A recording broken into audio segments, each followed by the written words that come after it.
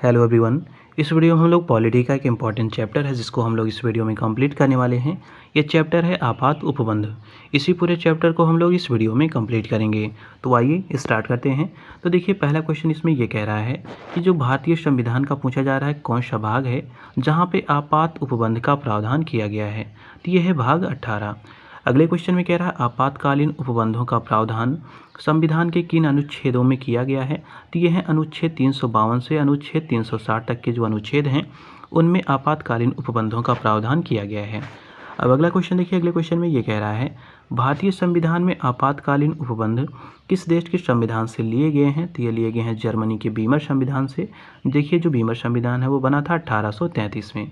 तो यहीं से जो आपातकालीन उपबंध हैं वो लिए गए हैं। अब अगला क्वेश्चन देखिए। अगले क्वेश्चन में ये कह रहा है आपातकाल के समय जो भारतीय संघ है किस प्रकार का यह स्वरूप ग्रहण कर लेता है। तो ये एकात्मक स्वरूप ग्रहण कर लेता है। मतलब एकात्मक क्या कहने का मतलब है, एकात्मक कहने का मतलब ये होता है कि अगर आपातकालीन कहीं पे शक्तियाँ लगती हैं तो सारी जो शक्तियाँ होती हैं वो केंद्र के पास सीमित हो जाती हैं। तो इसी को एकात्मक स्वरूप कहा जाता है। अब अगला देखिए। अगले क्वेश्चन में ये कह रहा है संविधान में आपात उपबंध व प्रशासनिक विवरण कहाँ से लिए गए हैं। तो ये लिए गए हैं भारत शासन अधिनियम 1935 से। तो ध्यान दीजिएगा जो उपबंध हैं वो तो लिए गए हैं जर्मनी के बीमर संविधान से, लेकिन जो आपात उपबंध के समय जो प्रशासनिक विवरण होंगे वो लिए गए हैं भारत शासन अधिनियम 1935 से। तो ये थोड़ा बेसिक डिफरेंस है, इसको आप लोग याद रखिएगा। अब अगला क्वेश्चन देखिए। अगले क्वेश्चन में ये कह रहा है कि 1975 में घोषित आपातकाल के कारणों तथा परिस्थितियों का पता लगाने के लिए किस आयोग का गठन किया गया था। तो इस आयोग का नाम था शाह आयोग। अब अगला क्वेश्चन देखिए। अगले क्वेश्चन में ये कह रहा है किसने दावा किया कि जो भारतीय संघ है वो अनोखा है क्योंकि किसी अन्य संघ के विपरीत जो आपातकाल में वह अपना रूपांतरण पूर्णतया एकात्मक राज्य के रूप में कर सकता है। तो ये बताया था डॉक्टर BR अम्बेडकर ने। अब अगला क्वेश्चन देखिए। अगले क्वेश्चन में ये कह रहा है किस बाद में उच्चतम न्यायालय ने निर्णय दिया कि राष्ट्रपति शासन केवल ऐसी परिस्थितियों में ही लागू किया जाना चाहिए जब और कोई इलाज न बचे। तो ये बात निकल कर सामने आई थी SR बोम्मई बनाम भारत संघवाद में जो कि 1994 में आया था। अब अगला क्वेश्चन देखिए। अगले क्वेश्चन में ये कह रहा है भारतीय संविधान में आपात उपबंधों को कितने भागों में बांटा गया है। तो इनको 3 भागों में बांटा गया है। पहला भाग है राष्ट्रीय आपात जिसको अनुच्छेद 352 में वर्णन किया गया है। अगला इसमें है राज्यों में संवैधानिक तंत्र की विफलता के परिणाम स्वरूप आपात लगता है। तो ये बताया गया 356 में। अगले में बताया गया जो तीसरा भाग है वो है वित्तीय आपात जिसकी चर्चा की गई है अनुच्छेद 360 में। तो यही जो 3 भाग हैं उनमें इनको बांटा गया है। अब अगला देखिए जो इसका पहला भाग है जिसके अंतर्गत हम लोग राष्ट्रीय आपात पढ़ेंगे जिसका वर्णन किया गया है 352 में। तो देखिए पहला क्वेश्चन इसमें ये कह रहा है कि राष्ट्रपति किन आधारों पर राष्ट्रीय आपात की उद्घोषणा कर सकता है। तो देखिए आधारों में पहला आधार है युद्ध, दूसरा है बाह्य आक्रमण या सशस्त्र विद्रोह का संकट अगर सन्निहित हो तो फिर राष्ट्रपति जो है वो आपात की घोषणा कर सकता है। अब अगला क्वेश्चन देखिए। अगले क्वेश्चन में ये कह रहा है कि संविधान संशोधन द्वारा राष्ट्रीय आपात के लिए आंतरिक जो अशांति शब्द है इसको हटाकर इसके स्थान पर सशस्त्र विद्रोह कर दिया गया। यह किया गया था 44वां संविधान संशोधन के द्वारा जो कि हुआ था 1978 में।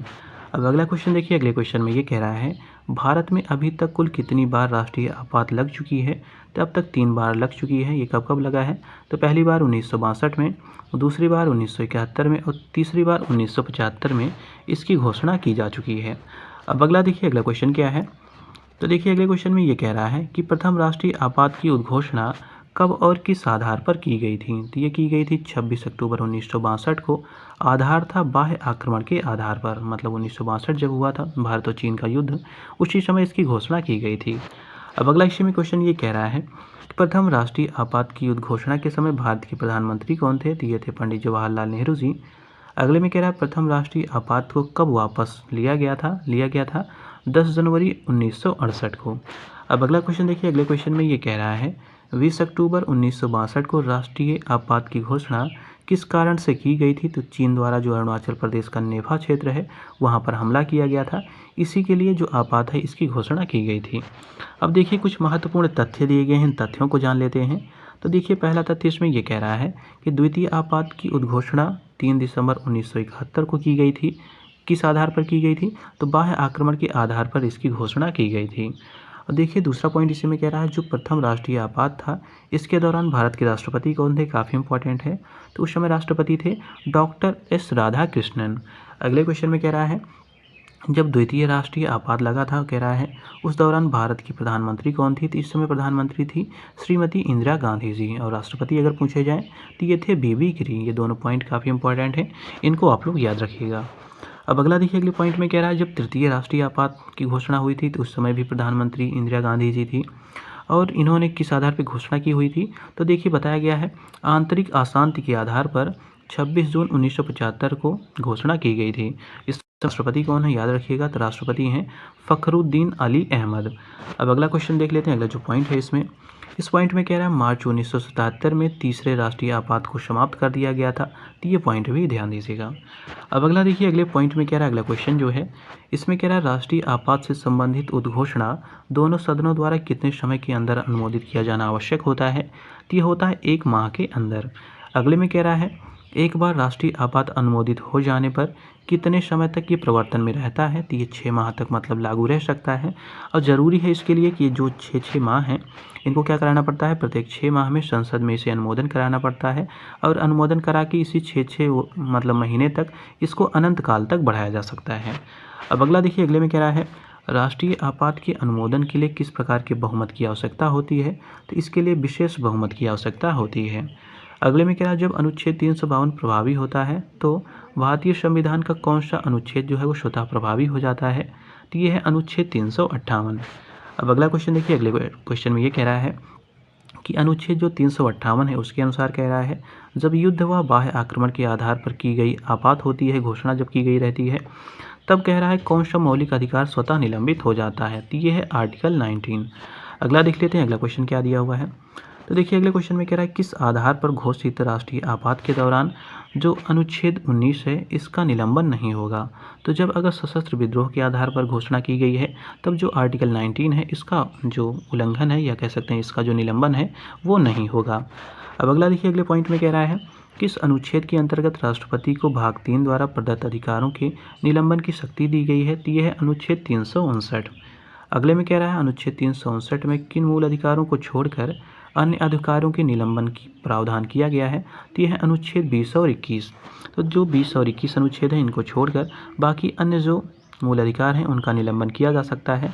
ऐसी बात बताई गई है अनुच्छेद 359 में। अब अगला देखिए, अगले पॉइंट में ये कह रहा है, राष्ट्रीय आपात की घोषणा के समय संसद को किन विषयों पर कानून बनाने की शक्ति प्राप्त हो जाती है? तो राज्य सूची के जो विषय हैं उन पर जो नियम बनाने की शक्ति है वो संसद को प्राप्त हो जाती है। अब अगला देखिए, अगले पॉइंट में ये कह रहा है, राष्ट्रीय आपातकाल के दौरान राज्य सूची के विषयों पर संसद द्वारा बनाए गए जो कानून हैं आपातकाल की समाप्ति के बाद कितने महीने तक ये प्रभावी रहते हैं? तो ये सिर्फ 6 महीने तक ही प्रभावी रहते हैं। अब अगला देखिए, अगले क्वेश्चन में ये कह रहा है, जब आपात की उद्घोषणा कह रहा है प्रवर्तन में हो तो राष्ट्रपति केंद्र व राज्यों के मध्य राजस्व के वितरण से संबंधित जो उपबंध हैं उनमें संशोधन कर सकेगा। ऐसा प्रावधान भारतीय संविधान के किस अनुच्छेद के अंतर्गत किया गया है? तो ये अनुच्छेद 354 में ऐसा प्रावधान किया गया है। अब अगला देखिए, अगले क्वेश्चन में ये कह रहा है, संघ का यह कर्तव्य होगा कि बाह्य आक्रमण तथा अशांति गड़बड़ी से प्रत्येक राज्य की रक्षा करे। ऐसा प्रावधान भारतीय संविधान के किस अनुच्छेद में किया गया है? तो यह है अनुच्छेद 355। अब अगला देखिए, अगले क्वेश्चन में ये कह रहा है, राष्ट्रीय आपात की उद्घोषणा की समाप्ति के क्या प्रावधान किए गए हैं? तो समाप्ति कैसे कैसे हो सकती है इसको जान लेते हैं। तो देखिए, राष्ट्रपति कभी भी ऐसी जो घोषणा है उसको वापस ले सकता है, तो पहला पॉइंट ये हो गया। दूसरा पॉइंट कह रहा है कि संसद द्वारा अनुमोदन आवश्यक नहीं है, मतलब राष्ट्रपति के पास ही मेन अथॉरिटी है, वो जब चाहे उसको वापस ले सकता है। अगले पॉइंट में कह रहा है, लोकसभा साधारण बहुमत से जो प्रस्ताव है पारित करके इस घोषणा की वापसी कर सकता है। तो ये बात याद रखिएगा, यहाँ पे साधारण बहुमत की बात की गई है। अब अगला देखिए, कुछ इंपॉर्टेंट यहाँ पे पॉइंट दिए गए हैं, इनको देख लेते हैं। तो देखिए, इसमें कह रहा है, जब राष्ट्रीय आपात की उद्घोषणा लागू हो तब लोकसभा कार्यकाल इसके सामान्य कार्यकाल से आगे संसद द्वारा विधि बनाकर एक समय में 1 वर्ष के लिए बढ़ाया जा सकता है, किंतु यह विस्तार आपात की समाप्ति के बाद 6 महीने से ज़्यादा नहीं हो सकता। तो ये बात आप लोग याद रखिएगा। अब अगला देखिए, अगले पॉइंट में ये कह रहा है, राष्ट्रीय आपात के दौरान कह रहा है, राज्य विधानसभा की अवधि कितने समय तक बढ़ाई जा सकती है? तो एक बार में 1 वर्ष से अधिक अवधि तक इसको नहीं बढ़ाया जा सकता। अब अगला देखिए, अगले पॉइंट में कह रहा है कि संविधान संशोधन के द्वारा प्रावधान किया गया है कि राष्ट्रीय आपात है इसकी उद्घोषणा संपूर्ण भारत या इसके किसी भी भाग में की जा सकती है। तो ये की गई है 42वें संविधान संशोधन 1976 के द्वारा। अब अगला देखिए, अगले क्वेश्चन में कह रहा है कि संविधान संशोधन द्वारा राष्ट्रीय जो आपात है इसकी उद्घोषणा के लिए लिखित सूचना राष्ट्रपति को दिया जाना अनिवार्य किया गया है। तो ये किया गया था 44वां संविधान संशोधन 1978 के द्वारा। अब अगला क्वेश्चन देख लेते हैं। अगला क्वेश्चन क्या है, तो देखिए अगले क्वेश्चन में कह रहा है राष्ट्रीय जो आपात है उसकी उद्घोषणा को किस संविधान संशोधन के माध्यम से 1 माह के भीतर संसद के दोनों सदनों द्वारा विशेष बहुमत से पारित किया जाना आवश्यक है। तो ये किया गया था 44वें संविधान संशोधन के द्वारा। अगले में कह रहा है अनुच्छेद 359 को किसके आदेश के बाद लागू किया जाता है, तो राष्ट्रपति के आदेश के बाद इसको लागू किया जाता है।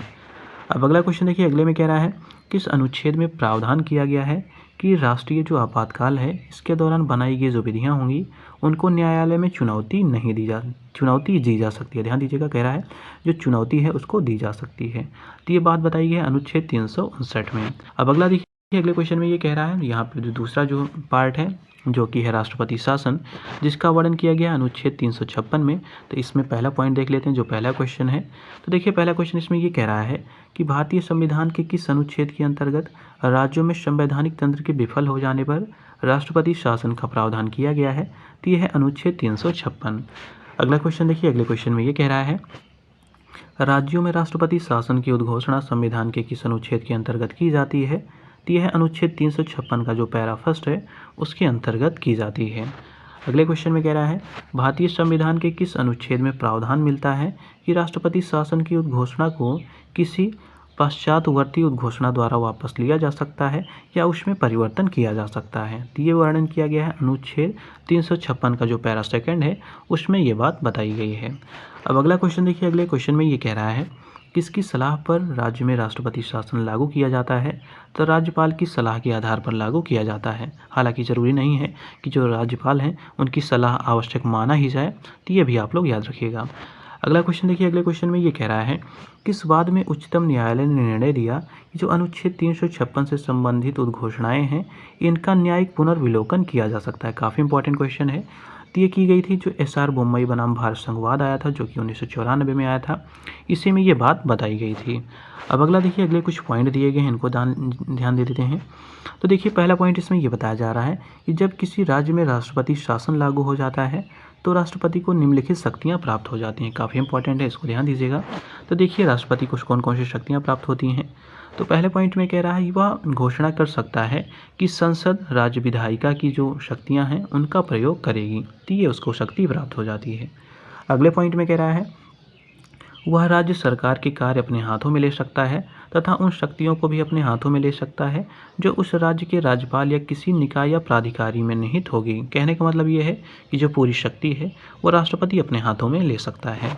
अगले पॉइंट में कह रहा है वह ये भी आवश्यक कदम उठा सकता है जिससे राज्य के किसी भी निकाय या जो प्राधिकरण है उनसे संबंधित संवैधानिक प्रावधानों को निलंबन करना शामिल होता है। तो ये सारे जो डिसीजन हैं वो राष्ट्रपति ले सकता है, मतलब ये राष्ट्रपति को ये शक्तियाँ प्राप्त हो जाती हैं। अब अगला पॉइंट देखिए, अगले पॉइंट में ये कह रहा है कि राष्ट्रपति शासन को 2 माह से अधिक समय तक के लिए लागू रखने के लिए संसद के दोनों सदनों द्वारा किस प्रकार के बहुमत से इसको पारित होना चाहिए। तो इसके लिए सिर्फ साधारण बहुमत की ही आवश्यकता होती है, इसके लिए विशेष बहुमत की आवश्यकता नहीं होती। अगले में कह रहा है राज्य में राष्ट्रपति शासन अधिकतम कितने समय के लिए लग सकता है। काफ़ी इंपॉर्टेंट है, तो अधिकतम 3 वर्षों के लिए लग सकता है। अगले में कह रहा है भारतीय संविधान के अनुच्छेद 356 के अंतर्गत राष्ट्रपति शासन सर्वप्रथम कहाँ लागू किया गया था। काफ़ी इंपॉर्टेंट क्वेश्चन है। तो सबसे पहले पंजाब में लागू हुआ था वर्ष 1951 में। अब अगला देखिए, अगला पॉइंट क्या है, अगला क्वेश्चन क्या है। तो देखिए अगले क्वेश्चन में कह रहा है वर्ष 1953 में अनुच्छेद जो 356 है इसके अंतर्गत राष्ट्रपति शासन कहाँ पे लगाया गया था। तो ये लगाया था पेप्सू में। ये IAS में भी पूछा गया है, जो प्रीलिम्स होता है उसमें ये पूछा गया है।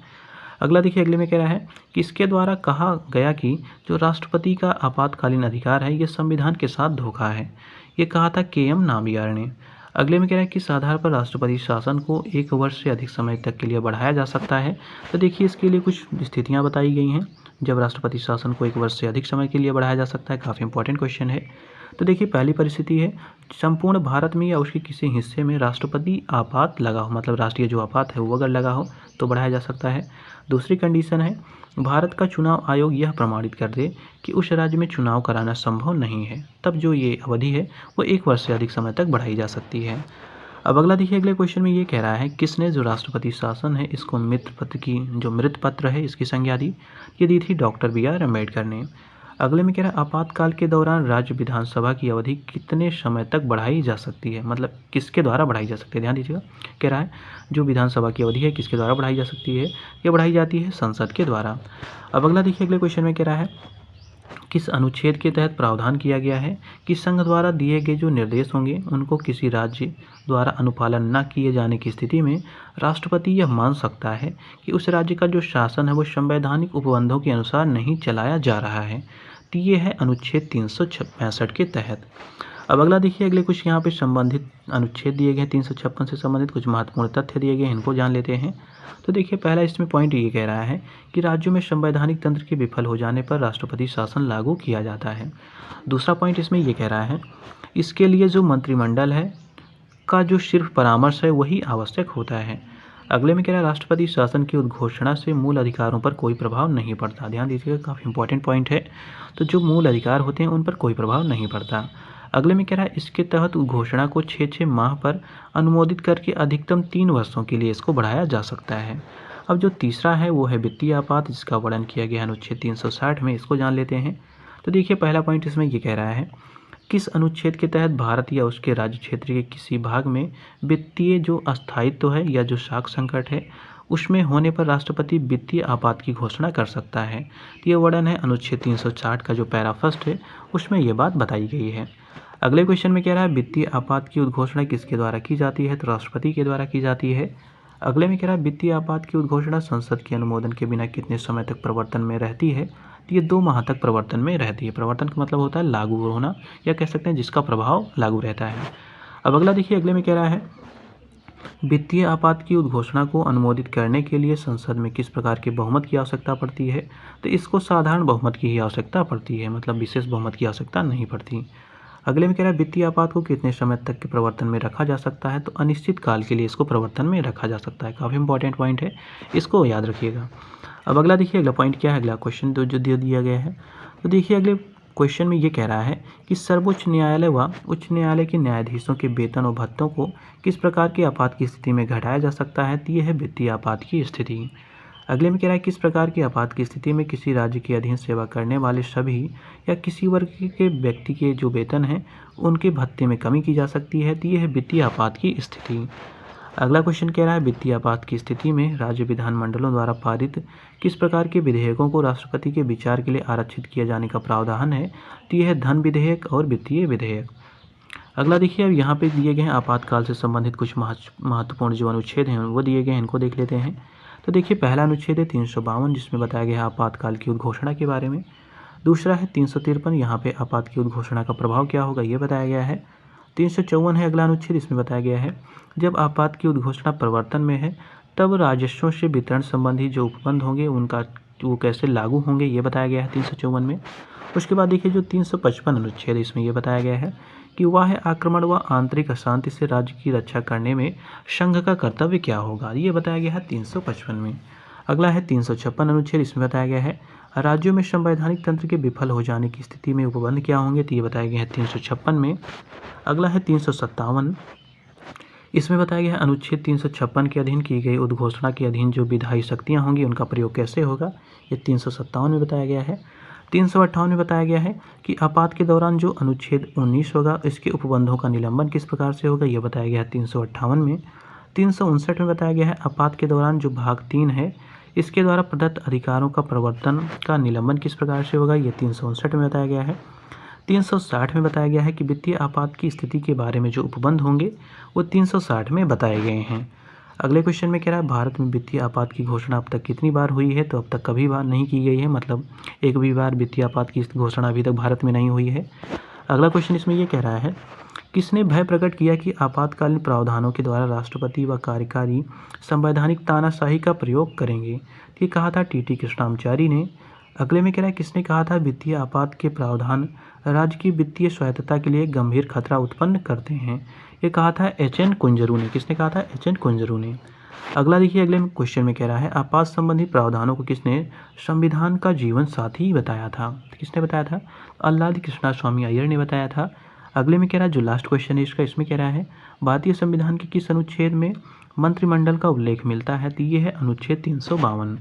अब अगला देखिए, अगला दूसरा टॉपिक यहाँ से स्टार्ट हो जाता है जो कि है संविधान संशोधन प्रक्रिया। इसको हम लोग दूसरे वीडियो में कवर करेंगे। तो मिलते हैं अगले वीडियो में एक नए टॉपिक के साथ।